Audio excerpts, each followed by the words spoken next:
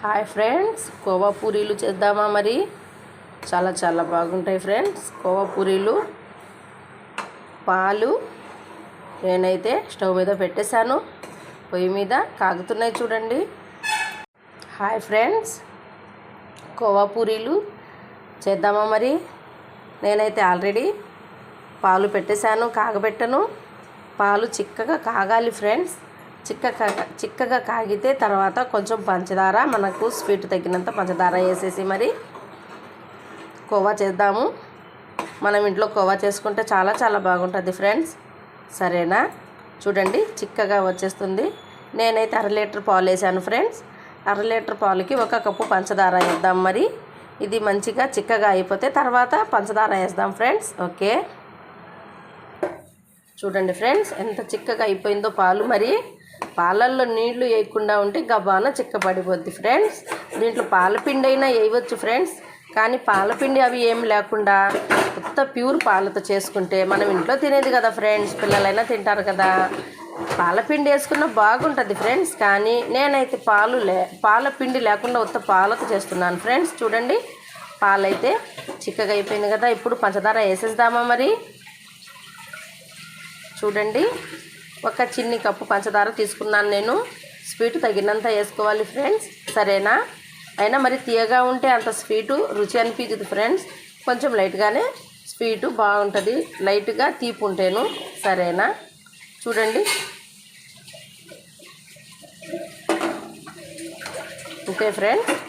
ఇంకొక 5 నిమిషాలు కోవా రెడీ అయిపోద్ది. మరి అయితే ఇది చిక్కపడ్డాక కొంచెం 2-3 డ్రాప్స్ నిమ్మరసం వేయాలి ఫ్రెండ్స్, లేకపోతే అది మీగడ మాదిరి వచ్చేస్తుంది అన్నమాట. కోవా మాదిరి రాదు ఫ్రెండ్స్. కాబట్టి ఇది చిక్కబడ్డ తర్వాత 2-3 చుక్కలు నిమ్మరసం వేద్దాం. మరి ఓకే, చూడండి ఫ్రెండ్స్, దగ్గర పడిపోయింది కదా. ఇప్పుడు చూడండి, చాలా బాగా వచ్చేసింది ఫ్రెండ్స్. సరేనా? ఇప్పుడు దీంట్లో 2-3 డ్రాప్స్లు నిమ్మరసం వేద్దాము. ఓకే, వేస్తే గుల్లలుగా మన బజార్లో కోవా మాదిరి తయారైవద్దన్నమాట. సరేనా? ఇప్పుడు చూడండి, మీగడలాగే ఉంది కదా ఫ్రెండ్స్. ఇది గుల్లలుగా రావాలంటే కొంచెము 1 డ్రాప్స్ వేద్దాం.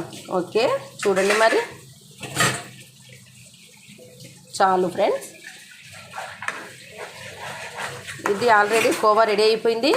చల్లగా అయిపోతే గట్టిగా అయిపోద్ది ఫ్రెండ్స్. నేనైతే ఇప్పుడు బాదం జీడిపప్పు చూపించాను కదా, మిక్సీ పట్టాను ఫ్రెండ్స్. ఇది కూడా వేసేస్తున్నాను.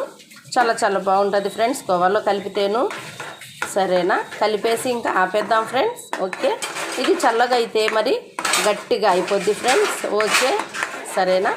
చూడండి, ఆల్రెడీ మాకు కోవా రెడీ అయిపోయింది ఫ్రెండ్స్. ఇది చల్లగా అయిపోతే గట్టిగా ఉండలాగా వచ్చేస్తుంది. చిన్ని ఉండలు చేసుకొని మరి ఇంకా కోవా పూరీలు చేద్దాము. కోవా పూరీలు అంటారు, చంద్రకళలు అంటారు, పేర్లదేముంది ఫ్రెండ్స్.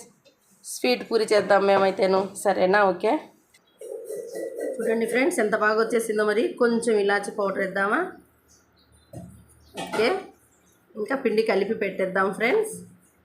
సరేనా? చూడండి ఫ్రెండ్స్, నేనైతే మైదా తీసుకున్నాను.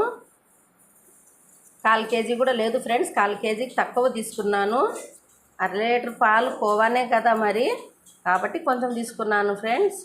చూడండి, 1 స్పూను నెయ్యి వేసి 1 స్పూన్ 2 స్పూన్లు నెయ్యి వేసుకుంటే చాలా బాగా వస్తుంది ఫ్రెండ్స్. ఇప్పుడు పిండి కలిపేద్దాము. సరేనా?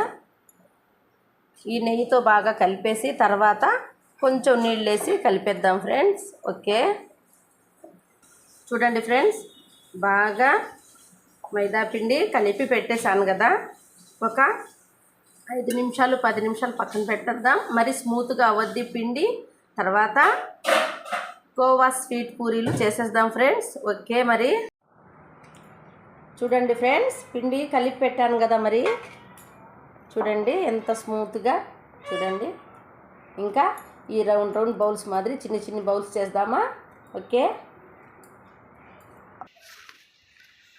చూడండి ఫ్రెండ్స్, చిన్న బౌల్స్ ఇలా అన్నమాట. ఇప్పుడు ఇవి ఇలా రుద్దేద్దాం ఇక్కడ. చూడండి, మరి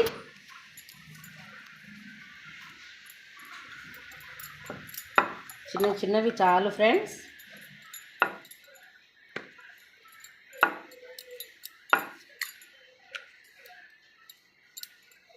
చూడండి ఇంత చాలన్నమాట.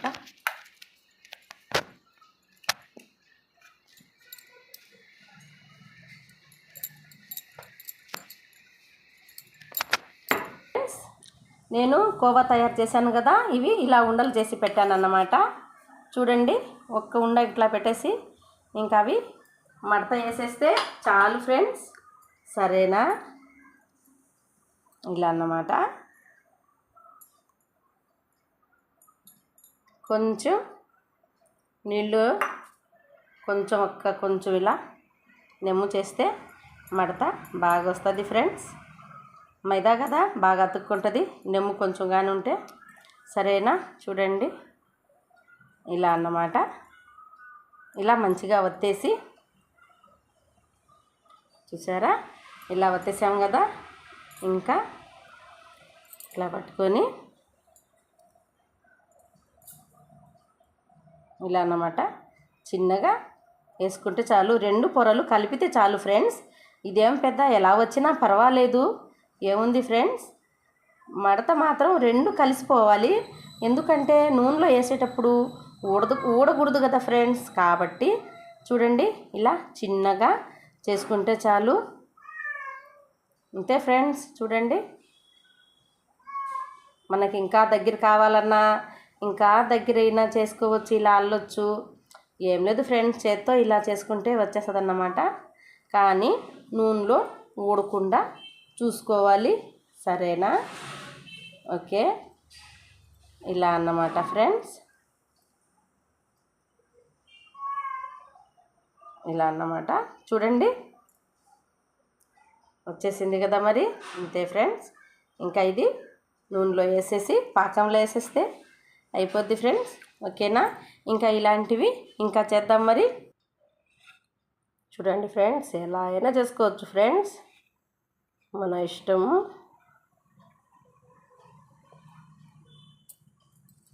చూడండి ఎంత బాగా వచ్చేసిందో మరి. ఇప్పుడు నూనెలో ఆయిల్లో వేసి తీద్దాం మరి. ఓకే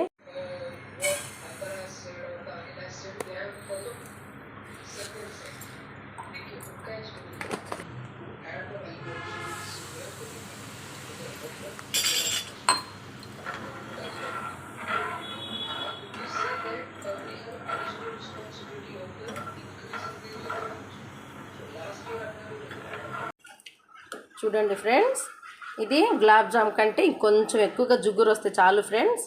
చూడండి వచ్చేసింది పాకము. కొంచెం ఫుడ్ కలర్ వేసాను అన్నమాట. 1.5 గ్లాసు వేసాను పంచదార, 1 గ్లాసు నీళ్ళు వేసాను కదా. చూడండి బాగా వచ్చేసింది మరి. ఇంకా ఇది ఆపేసి స్టవ్ పక్కన పెట్టేసి ఈ జీరాను తర్వాత ఇంకా అవి చేసి ఇంకా జీరాలో వదులుదాం ఫ్రెండ్స్. ఓకే సరేనా? ఇలా అన్నమాట.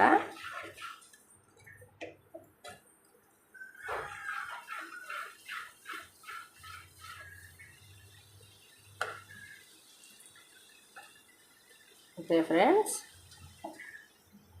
చూడండి ఫ్రెండ్స్, స్టవ్ వెలిగించేసి ఆయిల్ వేసాను. ఈ గులాబ్ జామ్ మాదిరే బాగా ఫాస్ట్గా కాలకూడదు ఫ్రెండ్స్, నూనె బాగా కాలకూడదు. సిమ్ములోనే నూనె కూడా గోరువెచ్చగా ఉన్నప్పుడు వేయాలి.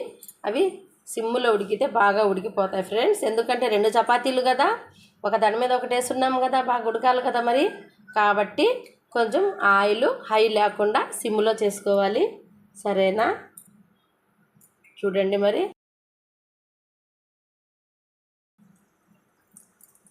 అలా అన్నమాట.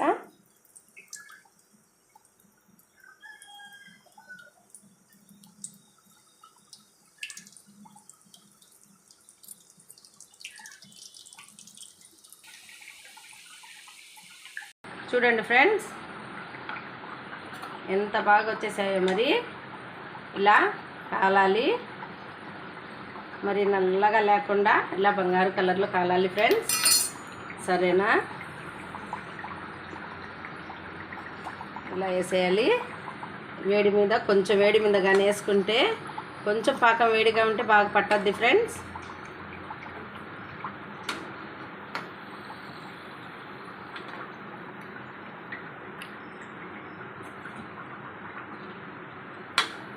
చూడండి ఫ్రెండ్స్, ఇలా జీరాలో ఒక 2-3 నిమిషాలు ఉండించుకుంటే బాగా మెత్తగా వస్తాయి ఫ్రెండ్స్, గట్టిగా ఉండవు. చూడండి ఎంత బాగా వచ్చేసాయో మరి. సరేనా, మీరు కూడా ట్రై చేయండి ఫ్రెండ్స్, చాలా బాగుంటాయి, పిల్లలు కూడా తింటారు. స్వీట్ కోవా పూరీలు చాలా బాగుంటాయి కదా, ఇలా అన్నమాట. ఓకే.